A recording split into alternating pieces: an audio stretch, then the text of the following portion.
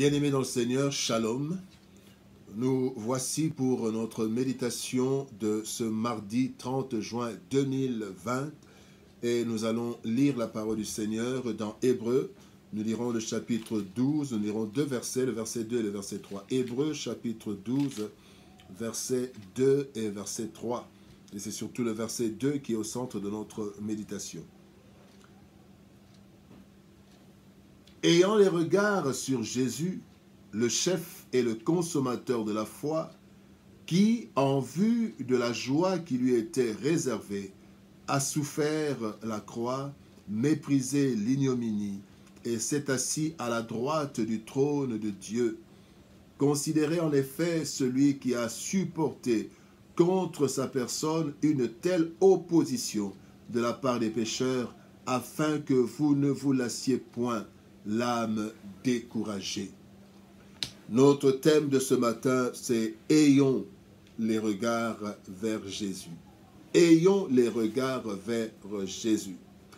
Bien-aimés, la vie du chrétien est véritablement un parcours de combattant.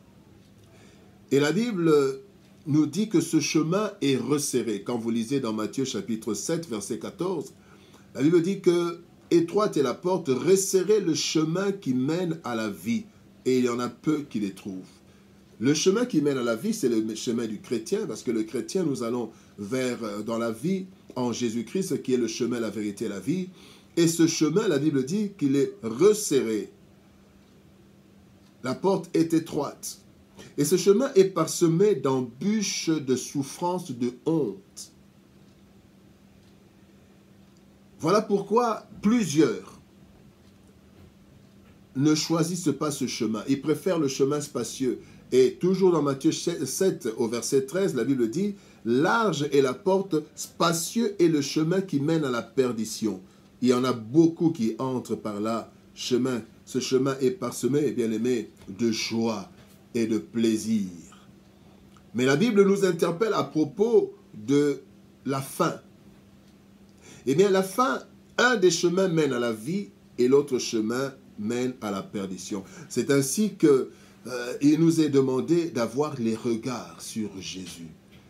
Regardez Jésus, fixez les yeux sur Jésus. Ayons les regards sur Jésus, qui en même temps est modèle quand nous fixons. Vous savez, quand vous fixez les regards sur Jésus, nous fixons les regards sur Jésus en tant que modèle à suivre, mais nous suivons aussi le regard, nous fixons nos regards vers Jésus en tant que secours à implorer, à invoquer en temps de difficultés énormes.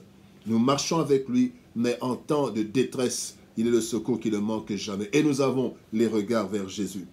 Bien-aimés, Jésus, en fait, qui est modèle et secours, Jésus, lui, a choisi le chemin resserré.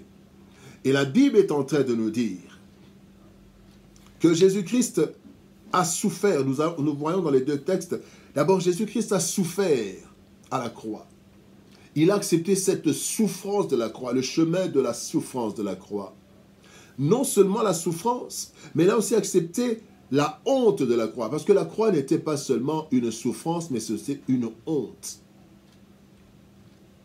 Parce que c'était des brigands, des gens, c'est une malédiction d'être pendu au bois pour les Juifs. Et lui, Juif, de par sa nature, de par la chair, il a été pendu à la croix.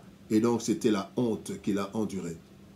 Et la troisième chose, au verset 3, il est dit qu'il a supporté contre sa personne une telle opposition de la part des pécheurs. Quelle opposition? Une opposition, des injures, il y a eu opposition. Mais tout cela, bien aimé, Jésus-Christ a supporté cela. Et c'est lui notre modèle. Et c'est lui qui est la source de notre foi. La Bible dit, ayant les regards sur Jésus, le chef est le consommateur de la foi. Notre foi naît en Jésus, grandit en Jésus et s'éclore, se développe, arrive à son summum en Jésus. Parce que, bien aimé, l'aboutissement de notre foi, c'est la gloire et l'entrée dans le lieu sacré, l'entrée dans la cité céleste.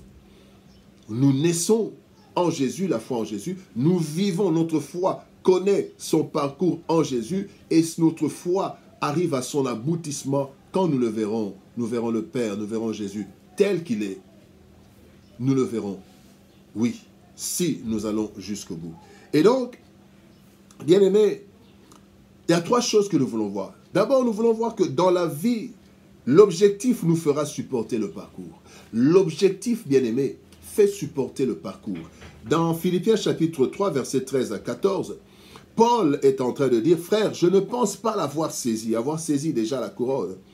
Mais je fais une chose, oubliant ce qui est en arrière et me portant vers ce qui est en avant, je cours vers le but pour remporter le prix de la vocation céleste de Dieu en Jésus-Christ. » Donc, bien aimé, la Bible dit que, ayant les regards sur Jésus, qui, en vue de la joie qui lui était réservée, a souffert toutes ces choses. Donc Jésus a souffert ces choses. Il a souffert la croix. Il a accepté la honte. Il a supporté l'opposition parce que, bien aimé, la Bible nous dit qu'il avait en vue la joie qui lui était réservée. Et c'est ça notre modèle. Quand nous avons un objectif, la joie qui nous est réservée, nous supportons la souffrance, nous supportons la honte, nous supportons l'opposition parce que nous savons où nous sommes en train d'aller. Nous avons un objectif. La gloire et la cité céleste. Et cela commence ici. Le Seigneur nous bénit ici et le Seigneur nous réserve le plus gros au ciel. Et donc l'objectif, bien-aimé, l'objectif nous fera supporter le parcours. La deuxième chose, bien-aimé, c'est que les souffrances et la honte du moment pour Christ sont incomparables à la gloire qui est à venir. Nous devons comparer entre cette souffrance et ce qui nous est réservé. Paul dit aux Romains, au chapitre 8, verset 18, il dit « J'estime que les souffrances du temps présent ne sauraient être comparées à la gloire à venir qui sera réservée pour nous. » Bien-aimés, il y a une gloire, il y a une souffrance. J'accepte la souffrance, je recevrai la gloire. Je refuse la souffrance, j'entre sur le chemin, je prends le chemin espacé, le chemin spacieux qui mène à la destruction. Bien-aimés, Joseph pouvait choisir le chemin qui mène à la destruction, le chemin spacieux, d'accepter la proposition de la femme de Potiphar, mais il a accepté le chemin étroit de la prison.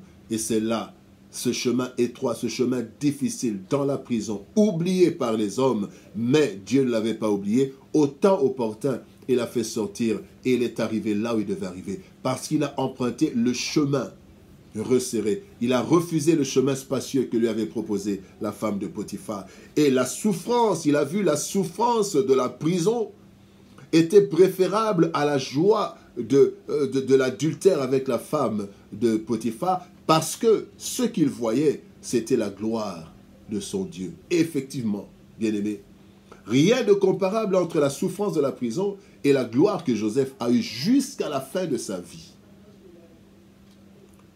La troisième chose, bien-aimé, c'est que le temps ne nous décourage pas. Que le temps ne nous décourage pas. Quel que soit le temps, persévérons. La Bible dit, Jacques chapitre 5, verset 7, l'apôtre Jacques dit, « Soyez donc patients, frères, jusqu'à l'avènement du Seigneur. Voici le laboureur attend le précieux fruit de la terre, prenant patience à son égard, jusqu'à ce qu'il ait reçu les pluies de la première et de l'arrière-saison. » Pendant que nous marchons, il y a des pluies de l'arrière, les pluies de la première saison. Nous devons patienter, bien-aimés, jusqu'à obtenir ce fruit merveilleux.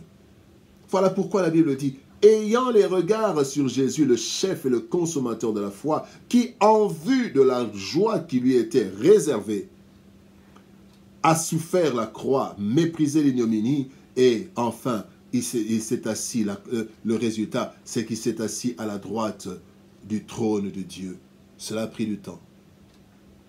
Il a souffert. Vous savez, quand vous souffrez de la manière dont on nous raconte la souffrance de Jésus, même une heure paraît comme tout un jour. Vous savez, quand vous avez mal, vous avez l'impression que les journées ne passent pas. Vous avez l'impression que les heures ne passent pas et vous souffrez. Mais quand vous êtes dans la joie, vous avez l'impression que l'heure passe rapidement. Et nous nous étonnons que le temps est déjà passé. Mais quand vous souffrez, et là Jésus a souffert, bien aimé, 3 ans, et même 33 ans, déjà en tant que Dieu, vivre 3 ans, 33 ans dans un corps humain, avec toutes les faiblesses, bien aimé, c'est déjà une épreuve. Et les 3 ans de son ministère étaient encore une épreuve. Et les quelques jours de la souffrance, mais Jésus a été patient. Et quand nous regardons vers Jésus, il est un modèle de patience, un modèle de persévérance et un modèle aussi d'élévation. Parce qu'après la patience, après avoir supporté toutes ces choses, il a été élevé à la droite du Père. Bien-aimés, l'objectif nous fera supporter le parcours dur, les souffrances et la honte du moment. On ne peut pas les comparer à la gloire des jours à venir. Et nous devons être patients, que le temps ne nous décourage pas. Aujourd'hui, dans notre pays, la République démocratique du Congo, nous sommes en train de célébrer les 60 ans d'anniversaire de l'indépendance. Avec la souffrance et la honte, un chemin de souffrance et de honte qui continue. Mais, bien aimé, ce pays, il y a une année, nous avons consacré ce pays à Jésus. Nous avons invoqué l'Éternel, le Dieu Tout-Puissant, pour qu'il puisse régner sur notre pays. Et nous sommes en train de traverser des moments difficiles, des moments de souffrance, des moments de honte. S'il y a des personnes dans le monde qui souffrent de la honte, parmi ces personnes, nous sommes là, nous, les Congolais de la RDC. Mais, ayant les regards fixés vers Jésus, qui a supporté la souffrance, qui a supporté la honte, en ayant l'objectif. Bien-aimés, les ténèbres ne régneront pas toujours sur notre pays. Il y a des jours meilleurs à venir. Et nous verrons cela par la grâce de Dieu. Voilà pourquoi, à la fin de cette méditation, nous voulons exhorter les Congolais à travailler. Que l'objectif de développement de notre pays nous fasse supporter les hontes et les souffrances du moment. Mais battons-nous. Que nous sachions que les souffrances de ce moment sont incomparables à la gloire à venir. Même si nous ne voyons pas cela, nos enfants et nos petits-enfants, ils verront. Il ne faut pas vivre dans la vie seulement pour soi, mais pour les enfants et les petits-enfants aussi. Il y aura un temps. Et aussi, nous ne devons pas nous décourager par rapport au temps. 60 ans, c'est beaucoup, mais 60 ans, c'est aussi peu. Nous devons continuer. Nous devons espérer en Christ. Parce que nous avons dit au Seigneur Jésus-Christ, il y a une année, nous avons dit, Seigneur Jésus, prends le trône, occupe le trône de notre pays. Et nous verrons des choses dans les jours, dans les mois qui viennent, peut-être dans les années, nous verrons les choses changer. Que Dieu nous bénisse, que Dieu nous fortifie, ayons les regards sur Jésus, l'auteur et le consommateur de notre foi, qui en vue d'une joie, de la joie qui lui était réservée, a souffert la croix, méprisé l'ignominie et s'est assis à la droite du trône de Dieu. Mon frère, ma sœur, supporte la souffrance, supporte la honte pour le Christ, supporte les oppositions et travaille, continue, ne te fatigue pas, que l'objectif te donne la force de supporter le parcours et tu verras la gloire de Dieu ici sur cette terre. Mais aussi, nous entrerons dans cette gloire éternelle un jour de notre vie. Que Dieu nous bénisse. Shalom et au revoir.